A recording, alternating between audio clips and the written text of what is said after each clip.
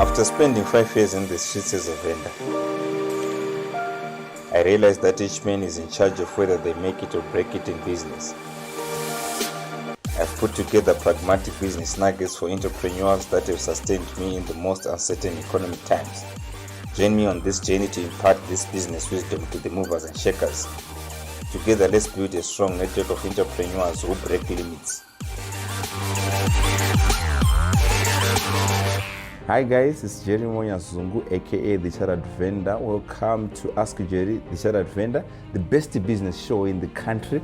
This is where we discuss everything business. This is where we build Africa. Africa can compete against the European countries, can compete against Asia. That's if we're going to build these businesses. Today I've got someone who's special, Caroline Duma. She was actually on attachment at M&J. We just want her to share with us what was her experience, what did she learn, what is there in future, what does she want to do in her career. Welcome, Caroline, to Ask Jerry, The Chartered Vendor. Thank you very much, Jerry. How are you today? I'm cool. How was your week?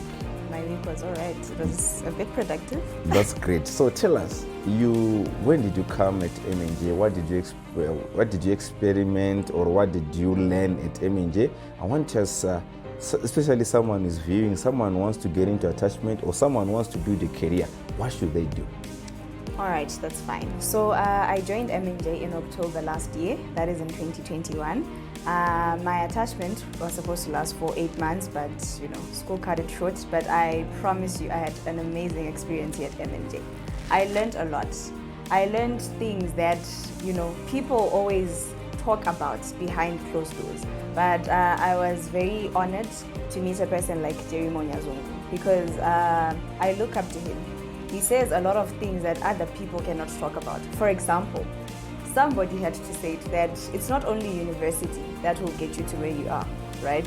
To where you want to be, actually, because he is a living testimony of that. He did not go to university, but right now he owns 5 companies. These 5 companies are the companies that are actually employing people that are here on attachment. We have examples of the person that's actually taking this video, Joel Mapia. He's a very good videographer. We have an accountant who's actually now the group accountant in this company. He's on attachment. I was also given a role of heading the Chartered Vendor, one of the 5 companies here at M&J. It has been an amazing experience. I was taught on how to be persistent. I was taught on how to fight for what I want. Yeah? Most importantly, I was taught on how to work for my money. Okay. On that one, work for your money. Explain further, what did you learn about working for your money?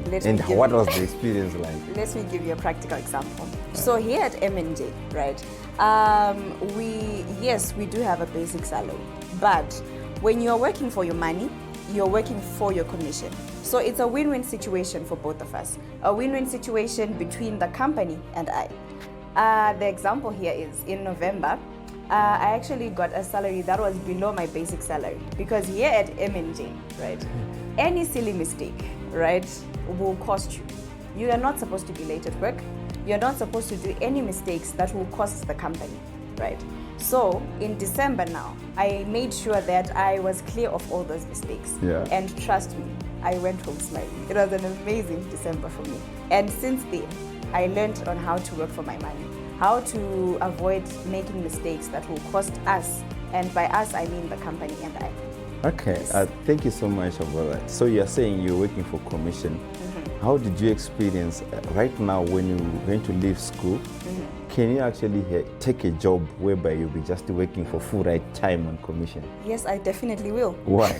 Because I know that it's the drive that's going to be within me, that's going to push me to work for my money, because that commission is my money. Okay. And I know what I want, I know what I need, so I'll definitely do that. Okay. Yes. So you're hearing it yourself. So Caroline, when she came, maybe we didn't even say about your interview. How did you get here? How were you interviewed? How were you picked amongst? I still remember, we're not even planning to take an ATT. How did you manage to join M&J? Maybe for the sake of our viewers, they would like to know. Okay, that's fine. So I actually came here for an interview. It was a Saturday. I was late, actually. Well, I don't know. God was on my side on the day, because here at M&J, even if you're late for an interview, it's a penalty for you. But I was late, and when I got there, I was very nervous, because I think there were 13 other people that were there, and all these other interviewees, they had master's degrees, they were already graduates, and I'm just the only Atachi that was there. I got so nervous, I actually thought of leaving, but then I was just like, let me get over it. Let me just get into the interview and, see wherever it takes me. Got into the interview, I was interviewed by 3 people. There was a PA at that time, Mr. Jerry, and there was Keith, who was our HR. Yeah. Yes. So they were very serious. I was very nervous. I actually thought I was not going to know the interview. In the interview, I actually choked during the interview. And I just thought to myself, I wasn't confident enough, maybe I'm not going to get the job. But then they asked me questions, and one of the things that that Jerry actually told me when I passed the interview was the reason why we chose you was because in your answers, you mentioned the importance of clients. And here at M&J, that's what I actually realized is the base of what M&J is, the importance of the client's needs. So, yes, okay. That's how I got into it. Thank you so much. Mm-hmm. So, when she got here, I'll maybe also explain to her how I managed to say that I think this kid is special. She's the only one who mentioned the importance of the clients and the customers. Like when we do everything here, we're doing it for the customers, we're doing it for our clients. Even right now, the reason why we're shooting these videos, the reason why we are bringing people like Kero on this show is because we want to tell people that no, it's no longer about 20 years experience, it's no longer about 10 years experience. Most of the people with the 10, 20 years experience, they've got experience in doing the wrong things. But we've got young people who are coming out of school, who are very creative, who are even working more harder than the seasoned people in those positions. So that's the reason why we picked it. And I still remember my HR and my PA actually wanted me to pick another lady who were to deploy to another company. But I said, no, we have to take this young lady. Then they said, oh no, she's an Atachi. She'll be going back very soon. Then I said, no, I think she's worth taking the risk. Why? Because she's the only one who knows that clients are important. By the way, here at M&J, our pay slips are written, it's customers' money. Because we don't create the money, the shareholders don't create the money, the directors don't create the money, but the customers are the ones who actually give us the money.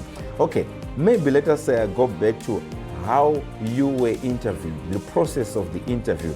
I've been getting criticism from other people. Yes, I'm willing to get criticism. I'm willing to be misunderstood. How was the interview, the war interview, how was it like? Okay, so the interview now, the first thing that you do when you get here, there's a thing called an attitude test, right? So this attitude test, you are given different tests, right? Depending on what the HR wants you to do on that day. Probably wants you to run somewhere. Yes, probably wants you to wash cars. He probably wants you to wash the dishes. It's an attitude test. And the reason why this test is had is because we want to test you on how much you want this job, because the whole process of building M&J is to work with people that have the drive to build what is M&J. So if you're not willing to work to build M&J, then we don't need you at the company. So that's basically what the interview is about. So the attitude test first, and then you get to where you explain about why you need the job, why you're here, and basically everything that you're asked in the interview. So what was the take when the HR said you're going to run? What was the take? I did not have flat shoes. I was stressed. Then what did you do? I was stressed. I had to do it because I knew that I needed the job. Yes, I didn't want the job. I needed the job. So I had to work for what I needed. So yes, I had to run. Okay, thank you. So someone who is watching out there, when you plan to take these students on attachment or these attachis, we shouldn't treat them like attachis. We should treat them like experienced people. We should give them the opportunities to dream, to see how the industry is like. We are currently taking a break. See you on the other side. Thank you.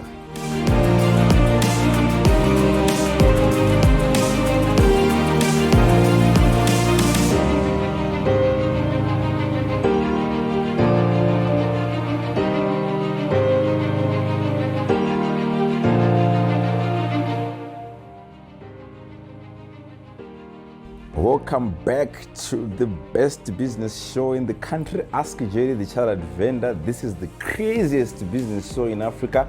where we tell each other the truth, where we experiment with the industry, where we talk about marketing, about sales, about career. Today, like I said, I'm hanging with the Caroline Duma. She was actually telling us about how we interview people at M&J. Then what do you say with the unorthodox way we do things here? What's your take in terms of bringing in Atechi, supervising the whole department with people with degrees? What do you say? What's your comment on that one, especially maybe telling for the sake of our employers and for the sake of other students on attachment who are out there? Okay, so talking from experience, I was actually heading a department. It feels amazing. Having to head people that are actually older than you, people that actually have degrees, people that have achieved more than you have. It's a great responsibility, because when you look at it, it's not about what you have achieved.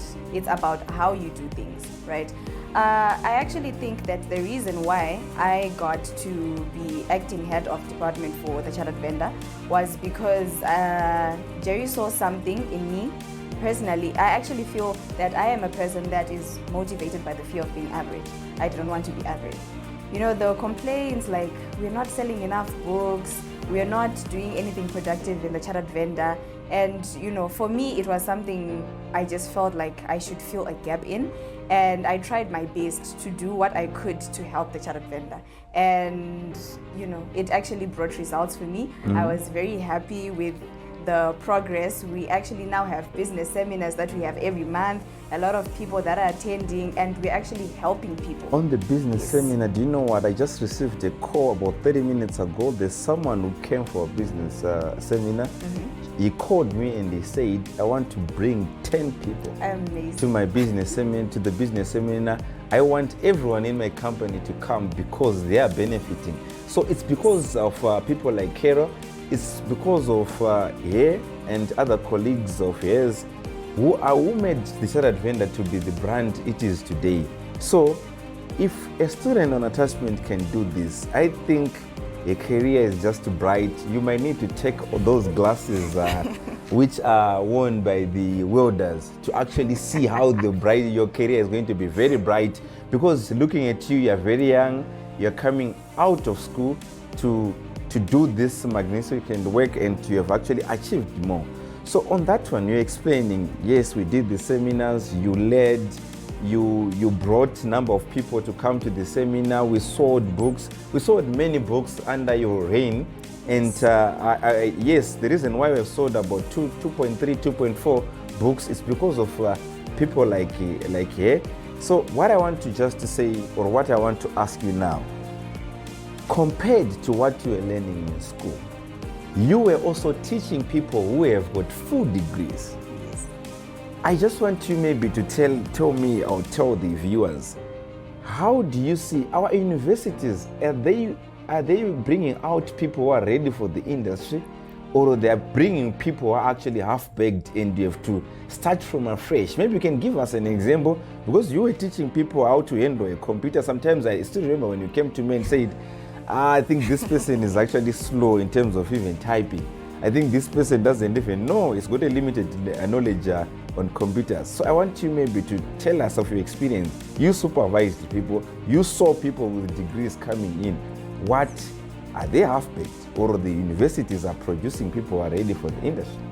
All right, so like I said in the beginning, there are things that are said behind closed doors that people cannot actually say to the public.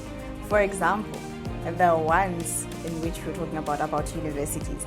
Yes, universities are producing half-baked people. I was a product of a half-baked. I am actually a product of a half-baked university student, right? Because when I came here, I did not even know how to operate a computer.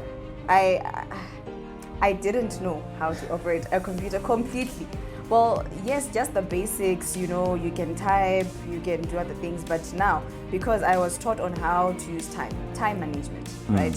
You learn how to type fast. You learn how to use different applications at the same time, right? Because that's what the work requires you to do. So also the degree that I was doing and what I was learning here are completely different, because I learned new skills. I never thought that I had it in me to sell. I actually learned on how to become a salesperson. But I'm actually studying politics and public management, which is parallel to what I'm studying. So coming here, supervising people, coming here, learning how to sell has taught me a lot of things. It has taught me on how to use my time wisely. It has taught me responsibility, how to become a salesperson. There's just a lot. So yes, universities are actually producing half-baked university students. So yes. So what do you think can be improved in universities? You've been in the university. Personally, I haven't been in any university, but judging from the people I'm interacting with or the people I'm meeting who are coming out of the university, not everyone who is coming at the university is half-baked, by the way, but we are just saying, judging from what I've seen, I've noticed that university are not doing us a favor. So what do you think must be improved by our universities, our colleges, in order for them to bring those people who are relevant to the industry? Like I personally say, for me to give you if I was going to run a university, for me to give you a sales or a marketing degree, you should prove to me that you can sell. So you go out, do the actual selling, then I'll give you a degree. Rather than just to give you a degree because you know the theories of the 7 Ps, etc. Yes. That is not relevant to the industry. So what do you think can be also done in the universities? What can our universities change and improve the quality of the employees they are producing? All right, so I think more of practicality than theoretical practice is needed in universities, because I can give an example. Here, it's not only the superiors that attend meetings, right? So for you to close a deal, you actually have to go with a superior that has experience in closing deals so that you can learn on how to do it on your own.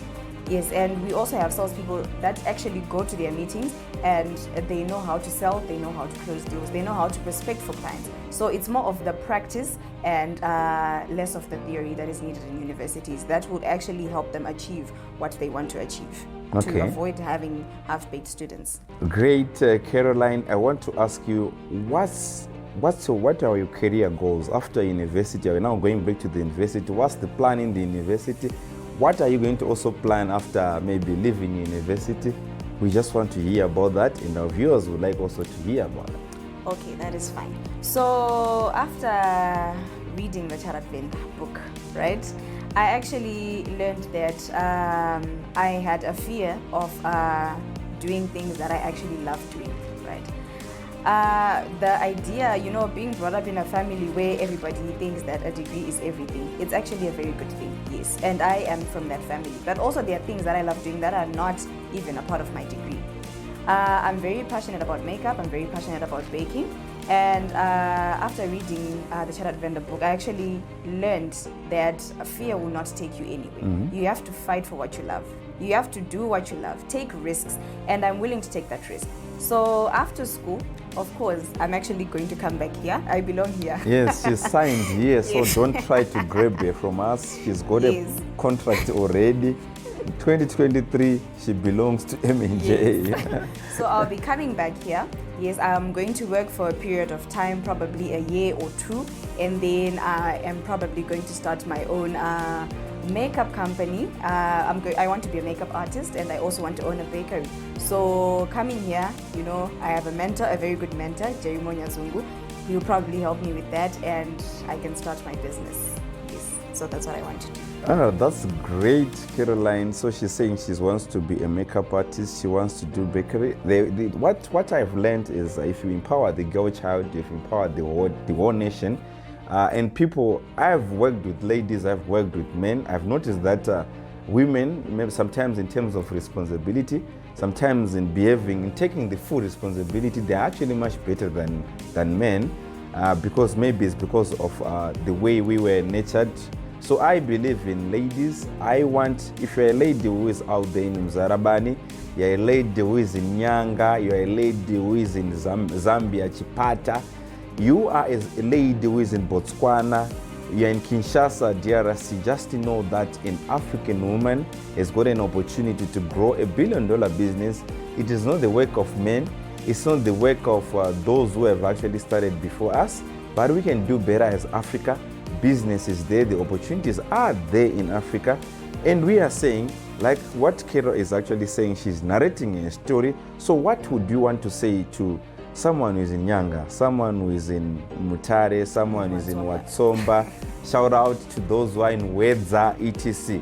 What do you want to say to them, especially focusing on the girl child, focusing on someone who is in the career, maybe someone who is in Form 4, someone who is in Form 2, maybe they also want to build a career. What do you want to say to them? Because I have noticed that most of the people, when you say to young people, what do you want to do when you're grown up? So usually the usual doctor, nurse, soldier, pilot. What do you want to say to these young people for the sake of their career? All right. So what I would love to say is be driven by the fear of being average. Because if you're not going to fight for what you love, you're going to have other people draw a path for you to follow, and that is not what you want. Fight for what you love, do what you love, and draw the path to where you want to go. So yes, that's all I want to say. Thank you so much for attending this interview. I was actually hanging with Caroline Duma, who was a student in attachment at MNJ, and she said she learned a lot, and she's saying the person who is out there, follow your career path. You need to follow what you want. You need to follow your passion. I'm always saying to people who come to me, they want to do business, they are looking for business ideas. I always say to them, follow your passion. You will never be wrong. When you do something which you like me, when I'm working, I do whatever I do, what I like. So even if I spend 48 hours doing the same thing, I'm happy because I don't see it as work. Whenever you see what you're doing as work, it means you don't love that thing. So remember to subscribe on our channel on YouTube and also on our podcast as Ask Jerry the Chartered Vendor. Remember to hit that bell which is actually below. You will actually be reminded when these videos are premiering on YouTube. But thank you so much, Caroline, for coming. Thank you, our viewers. Thank you, our listeners. Until next time, it's Jerry out. And don't forget to buy the Chartered Vendor book. Thank you.